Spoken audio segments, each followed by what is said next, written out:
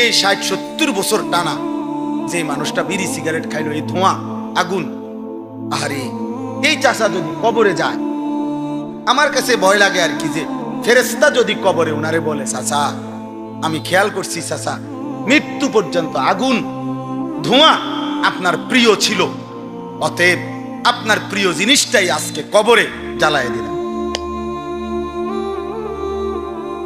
আপনি যেহেতু আগুন ছাড়া ধোঁয়া ছাড়া 70 বছরও থাকতে পারেন নাই, তো কাজে এখানেও তো আপনি কবরের ভিতরে আগুন ছাড়া থাকবেন কেমনে চাচা?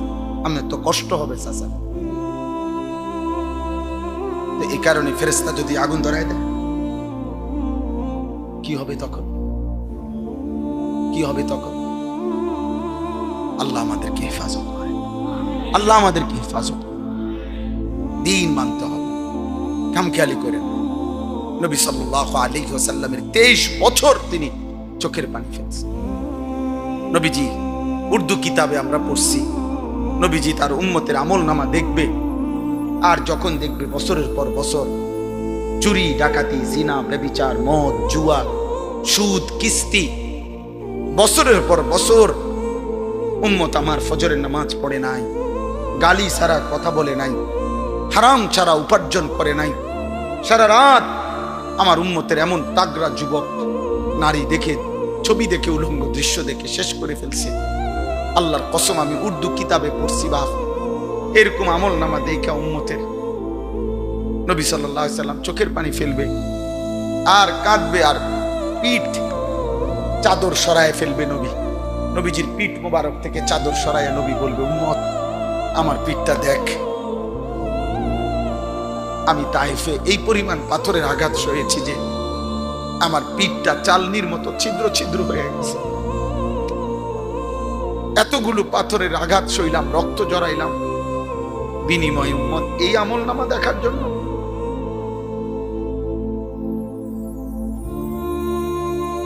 এই আমল নামা, আমি শ্রেষ্ঠ নবী, তুমি আমার শ্রেষ্ঠ উম্মত। আমার উম্মত 30 বছর সুদ খায়, আমি এটা আমার মালিকের সামনে সুপারিশের জন্য কেমনে পেশ করব? কও ভাই, তুমি নাম্বারই পাইছো 12, তোমারে ফাঁস করাই দিবার জন্য, কেমনে প্রিন্সিপালের কাছে এটা দিব? কেমনে তুমি হুদা নাম্বারই পাইছো 12, কোনানে 12, কোনানে 40, কথা বুঝেন নাই? কোন বাবা যদি 12 বছর বিদেশ থেকে তার এক ছেলেকে ঢাকা শহরে মনে করেন পড়াইলো, 12 বছর পর্যন্ত তার সমস্ত টাকা লক্ষ লক্ষ ব্যয় করলো, 12 বছর পরে অনার্সের ফাইনাল ইয়ারের পরীক্ষার রেজাল্ট যখন বের হইল, দেখা গেল রেজাল্টের কাগজের মধ্যে ফেল, তো ওই বাপ কি বলবে না যে বাপ গত 12টা বছর আমি মাথার ঘাম পায়ে ফেলে একটা টাকা জমাইয়া তোরে পড়াইলাম, টাকাগুলো দিলাম, বিনিময়ে এই কি ফলাফল বলেন? রাসূলুল্লাহ সাল্লাল্লাহু আলাইহি সাল্লাম বলবেন, উম্মত আমার 23 বছরের চোখের পানির এই বদলা, আমার তায়েফের রক্তের এই বদলা, আমি 14 দিনের চাইতে বেশি পেটে খন্দকের যুদ্ধের সময় 2টা পাথর বাইন্দা আমি ক্ষুধার কষ্ট সয়েছিলাম উম্মত, বিনিময়ে এই আমলনামা দেখার জন্য। আমি উহুদের দান দান শহীদ করা রক্তে আমার শরীরটা রক্ত মাখা হয়ে আমি গর্তের মধ্যে পড়েছিলাম ঘন্টার পর ঘন্টা, এই আমলনামা দেখার জন্য। কি বলবি নওজোয়ান? এই নওজোয়ান, নারী দেখো, ছবি দেখো। একদিন সত্যিকার সত্যিকার খোদার কসম বলে গেলাম, একদিন মনে পড়বে, একদিন দেখবা শরীরের শক্তিও নাই, কোমরের শক্তিও নাই, যৌবনের ক্ষমতাও নাই, নিজের হাত নিজের লজ্জাস্থানে নাপাক ব্যবহার করে, আর নারী দেখে দেখে, ছবি দেখে দেখে, উলঙ্গ দৃশ্য দেখে দেখে রাত ভর দিন ভর শরীরের যৌবনের ক্ষমতাটাও শেষ করে দিছ, আখেরাতটাও জাহান্নাম ঠিক করে ফেলছ। একদিন দুনিয়া আখেরাত দুই দিকেই হতাশা ছাড়া আর কিছু। আমি বললাম ভাইয়া মনে রাখ, এই বন্ধুর কথা মনে রাখ। আমি তাজরিবা মুজাররাব, পরীক্ষা করি, আমার এই নিয়ে ফিকির আছে, গবেষণা আছে। অতএব একটা যুবক হলো মনে রাখ, আমি আগেই বলছি আমার অনেক মানুষ দিয়ে আমি করবো কি, আমি তো ভোটে হারাইছি। একজনও যদি ফিরে, নওজোয়ান তোমরা ফিরে আসো ভাই, তোমরা ফিরে। এই পৃথিবীতে একটা জিনিস মনে রাখো বাপ, এই পৃথিবীতে, পৃথিবীর ইতিহাস, পাকিস্তানের একজন বিশ্ববিখ্যাত বুজুর্গ ছিলেন, যিনি অনেক বড় মুজাহিদ ছিলেন, হযরত মাওলানা মুফতি নিজামউদ্দিন শামজাই রাহমাতুল্লাহ আলাইহি। উনি বলে গেছেন এক আজীব কথা। উনি বলছেন এই পৃথিবীতে যতবার কোন চেতনা, কোন মতবাদ, কোন মতাদর্শ পৃথিবীতে প্রতিষ্ঠা করতে যতবার রক্ত দরকার হইছে, উনি বলছে আল্লাহর কসম ততবারই রক্তর জন্য যখনই দরকার হইছে জমিনে কোন মতবাদ ইজম প্রতিষ্ঠা করার জন্য, ততবারই রক্ত দিয়েছে জমিনে যারা, তারা নওজোয়ান।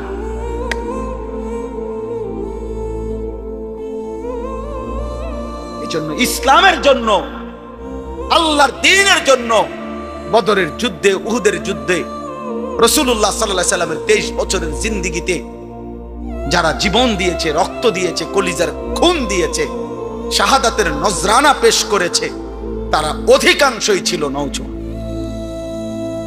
এটাই ইতিহাস। হযরত আনাস রাদিয়াল্লাহু তাআলা আনহু বলছেন, কুন্না নাগজু মা রাসূলিল্লাহ সাল্লাল্লাহু আলাইহি ওয়াসাল্লাম ওয়া নাহনু শাবাব। হযরত আনাস বলেন, আমরা রাসূলুল্লাহ সাল্লাল্লাহু আলাইহি ওয়াসাল্লামের সাথে সবগুলো যুদ্ধে অংশগ্রহণ করেছিলাম, আমরা ছিলাম যুবক, আমরা ছিলাম নওজোয়ান।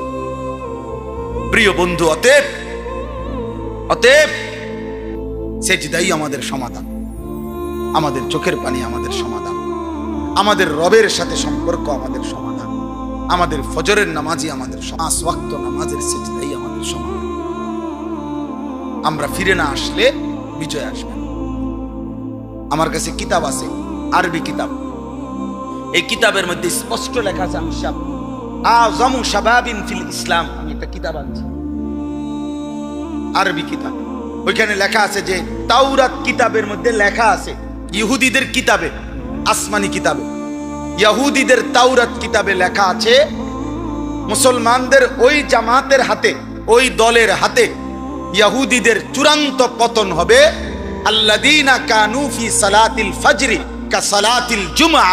মুসলমানের যেই গ্রুপ, যেই দল জুমা এবং ফজরের নামাজ বরাবর হবে যাদের, তাদের হাতে ইহুদিদের চূড়ান্ত পতন হবে। বুঝুনি ভাই? আমাদের জুমা আর ফজর বরাবর বলে না, জুমা এবং ফজরের মুসল্লি বরাবর অর্ধেক অর্ধেক, 4 ভাগের 1 ভাগ। হিসাব বুঝছেননি?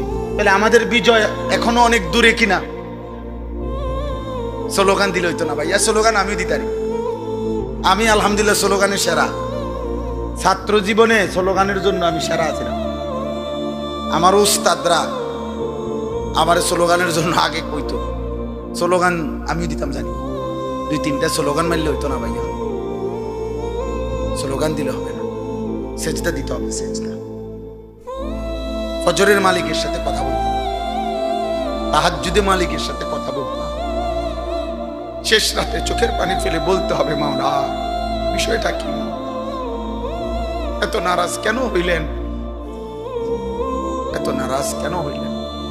আপনার বন্ধুর ইমানদার উম্মত আল্লাহরে বলতে হবে, ভাই মাওলা, যে জমিনে একটা পিঁপড়া অভুক্ত থাকে না, আপনার একটা পিঁপড়া, সেখানে হাজার লাখ লাখ এতিম বাচ্চা একটা রুটির জন্য 12 কিলোমিটারও পায়ে হাইটা একটা রুটি মেলে না।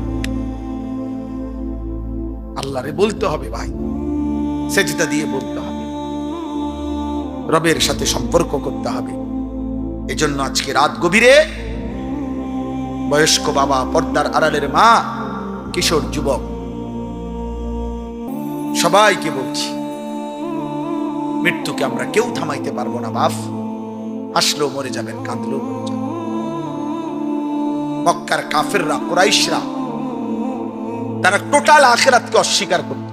তারা বলতো এই কবর, হাসর, মিজান, ফুলসেরাত, হাসরের ময়দানে উঠানো, বিচার আচার, সব কোনোটাই হইতো না, কোনোটাই হইতো। ফাকাল আল কাফিরুনা হাদা শাইউন আজীব। আল্লাহ কোরআনে বলছে কাফের মুশরিকরা বলতো মুহাম্মদ এটা একটা আশ্চর্য কথা। এখানে মনে করেন 200 বছর আগে কবর ছিল, কথার কথা। তো 200 বছরের ভিতরে কোনাকার মাটি কই গেছে গা, কোনার আড্ডি কই গেছে গা, কোনখান থেকে কোনটা উইরা কোনখানের মাটি কই চলে গেছে। তো এই আড্ডি অস্তিত্ব যেখানে 500 বছর আগের কবরের নাই, চিহ্নও নাই, এগুলো কইতে টোয়াই আনবো, কই একত্র করবো, কি কয় এগুলা? নাউজুবিল্লাহ। এটা কাফেররা বলতো, এটা মুনাফিকরা বলতো, এটা মুশরিকরা বলতো। তো তারা বলতো আমার শরীর, আমার জীবন, আমার সিদ্ধান্ত, আমার মন চাইলে আমি খাই, ঘুমাই, হাঁটি, চলি, আমারই তো সব আমার হাতে, এখানে আল্লাহ কি, আবার পরে উড়াইব কি? এই কথাটা আল্লাহ এখানে বলছে। তাদেরকে একটা যুক্তি দিছে আল্লাহ, এই 5টা আয়াত আল্লাহ একটা পাল্টা জবাব দিছে মুশরিকদেরকে, কাফেরদেরকে। আল্লাহ বলছে হে কাফের, হে মুশরিক, বেঈমান, তুমি যদি মনে করো তোমারই ক্ষমতা, আমার কোনো ক্ষমতা নাই, তো ঠিক আছে, আমি যেহেতু তুমি ভাবতেছো, এই শেষ কথা আর অল্প, তুমি যদি মনে করে থাকো যে আমি আল্লাহ কবর থেকে উড়াইতে পারতাম না, খুঁজা পাইতাম না, তালাশ করতে পারতাম না, আমার যেহেতু এই ক্ষমতা নাই, তো আল্লাহ বলেন তো তোমার এই আত্মীয়, তোমার এই স্বজন, তোমার এই আপনজন যখন মৃত্যুর মুখোমুখি হয়, তার কণ্ঠনালীর কাছে যখন আইসা রুহুটা আটকাইয়া যায়, তখন তোমরা তো ডানে বামে বসেই থাকো, তোমরা তো বুঝতেছো তোমাদের রুগী, তোমাদের লোক, তোমাদের বাবা, চাচা, ভাই মৃত্যু সজ্জায়। তো তোমরা যখন মৃত্যুর মুখে যায়, কণ্ঠনালীতে যখন রুহ আসে, ছটফট করে, তো তোমরা তোমাদের কথাতে যদি তোমরা সত্যবাদী হও যে ফিরতে হবে না, হাসরের ময়দানে যাইতে হবে না, এগুলো কিচ্ছু হবে না, আল্লাহ এগুলো করতে পারবে না, তাহলে তোমরা তোমাদের এই মরণোন্মুখ মৃত্যু সজ্জায় শায়িত ব্যক্তিটার রুহুটা তার আপন জায়গায় ফিরায় দাও, তার মৃত্যুর থেকে ঠেকায় দাও। দাও, তোমার আব্বারে থামাইলাও, ধরে রাখো, তোমার চাচারে ধরো, তারজিউনাহা ইন কুনতুম সাদিকিন ফালাউলা ইদা বালাগাতিল হুলকুম। আল্লাহ বলেন নাফরমানের রূহ যখন কণ্ঠনালীর কাছে এসে যায়, এটা একটা জরুরি তাফসীর, প্রত্যেক নাফরমান পাপী তার মালাকুল মউত আজরাইল জান কবজ করবার সময় কলজার ভিতর থেকে তার রুহুটা একটা টান দিয়া ছিঁড়ে ফেলে। এই ছিঁড়লেই রুহুটা এসে কণ্ঠনালীর মধ্যে আটকা যায়। হুলকুম মানে কণ্ঠনালী, তারাকি অন্য আয়াতে আছে, কাল্লা ইযা বালাগাতিত তারাকি, এই কণ্ঠনালী। পাপীর রুহু স্বাভাবিকভাবে বের হয় না, এখানে এসে আটকে যায়। এবার আর এটা এদিকেও যায় না, বাইরেও কাঁটার মতো আটকে যায়। আচ্ছা, আমি এবার একটা জিনিস দেখাই, এটা বুঝার সুবিধার্থে, এইটাই বুঝাইতে পারবো। এই যে কাগজ এটা আছে না, কিছু এটা এটা দেখেন, এই যে বাইর করা খুব সহজ, দেখছেন খুব আরামসে বের হচ্ছে। আচ্ছা, এটার এখানে একটা কাগজ আছে, দেখছেন না, পলিথিন, দেখছেন নিয়ে এইটা একদম এটার সাথে লাগানো। এইটা এই টিস্যু যেমনি বাইর করলাম, টান দিলেই এটা এমনি বের করা সম্ভব। এই যে টান দিলাম তো বের হয়। এটা কি করতে হবে? এটা বাইর করতে নেই, ছিঁড়তে হবে, ছিঁড়তে হবে, ছিঁড়তে হবে। এই যে এইভাবে টেনে টেনে ছিঁড়তে হবে। আল্লাহর কসম তাফসীরে আছে, নাফরমানের কণ্ঠনালীতে যখন পাপীর, এই চোর, ডাকাত, জিনাকার, ব্যভিচারী, মদখোর, নেশাখোর, গাঁজাখোর, সুদখোর, হারামখোর, মুশরিক, মুনাফিক, বেঈমান, তার কণ্ঠনালীর কাছে যখন আইসা রুহুটা আটকায় যাবে, মালাকুল মউত আজরাইল টাইনা টাইনা ছিঁড়া ছিঁড়া বাহির করে, ছিঁড়ে ছিঁড়ে। হাদিসে আছে, অথবা শিকের মধ্যে যে কাবাব, এটা দিয়েও বুঝাইছে, ওই শিকের মধ্যে লোহার শিকের মধ্যে যে কাবাব বানায়, গোস্তের কাবাব, এটা এমনি এমনি মিশায়া বানায়। পরে যখন এটা খোলে তো কাবাব এটা টাইনা টাইনা খোলে, এই টাইনা টাইনা গোশতের টুকরা টুকরা যেরকম টাইনা টাইনা খোলে, আল্লাহ রসুল বলছে নাফরমানের কণ্ঠনালী থেকে রুহুটা ফেরেশতা আজরাইল এভাবে টেনে টেনে বের করে। আরো আছে, মনে করেন তুলা তুলা ব্যান্ডিজের ভিতরে যেভাবে টাইনা টাইনা ছিঁড়া ছিঁড়া বাহির করে, এইভাবে আপনার টেনে টেনে বের করে। তো আল্লাহ তাআলা বলেন ফালাউলা ইজা বালাগাতিল হুলকুম, নাফরমানের রূহ যখন কণ্ঠনালীর কাছে চলে আসে, ওয়া আনতুম হিনা ইদিন তানদুরুন, তোমরা তো তখন চারপাশে থেকে দেখতেই আসো যে ছটফট করতেছে, ছটফট করতেছে, তোমরা বুঝতেছো, তোমরা সবাই বইয়া রইছো ডানে বামে। আল্লাহ বলেন ওয়া নাহনু আকরাবু ইলাইহি মিনকুম ওয়ালাকিন লা তুবসিরুন, আমি আল্লাহ কিন্তু এখানে আছি, যদিও তোমরা আমাকে দেখছো না, কিন্তু তোমাদের ওই মুমূর্ষ ব্যক্তির সামনে আমিও আছি অদৃশ্য ভাবে, আর তোমরাও আছো চতুর্দিকে। তো আল্লাহ বলেন আমিও আছি, তোমরাও আছো। ফালাউলা ইন কুনতুম গায়রা মাদিনিন, তোমাদের দাবি যদি হয় যে তোমাদেরকে ফিরানো হবে না, হাসরের ময়দানে নেওয়া হবে না, কবর থেকে উঠানো হবে না, তাহলে তারজিউনাহা ইন কুনতুম সাদিকিন, যদি সত্যবাদী হও তোমরা এই কথায়, তো তোমাদের এই মুমূর্ষ ব্যক্তির রূহটা কণ্ঠনালী থেকে আপন জায়গায় আগের জায়গায় ফিরিয়ে দাও। কথা বলে না সম্ভব? সম্ভব? আবার বলেন সম্ভব? অতএব দোস্ত, তুমি আল্লাহর থেকে ফিরবা না, তুমি আজরাইলের হাত থেকে ছুটতে পারবে না,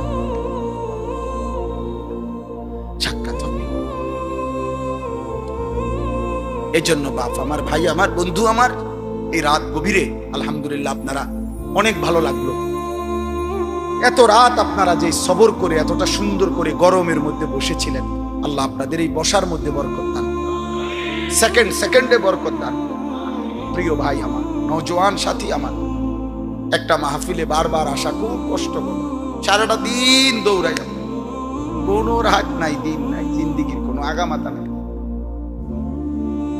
পথে পথে খাই, পথে পথে। এই জন্য ভাই আবার যদি কোনোদিন আসতে না পারি, আমাদের এই প্রিয় শ্রদ্ধেয় হযরত মাওলানা মুফতি মুহসিন সাহেব, উনি আমার আমির সাহেব, আমার অনেক শ্রদ্ধেয় মানুষ, আমরা একসাথে থাকি চলি, অনেক পেরেশানি করছে উনি এই মাহফিলটার লেগে, হজে বলছে, ওমরাতে বলছে, উনি নিজে সৌদি আরব থেকে কত যোগাযোগ করছে, আলহামদুলিল্লাহ আল্লাহ আনাইছেন। তো এই জন্য বললাম, আমরা সবার কাছে অনুরোধ, কিশোর ভাই, নওজোয়ান ভাই, তুমি আল্লাহর দিকে ফিরো, তুমি আল্লাহর দিকে, এই বন্ধুর কথা মনে করো,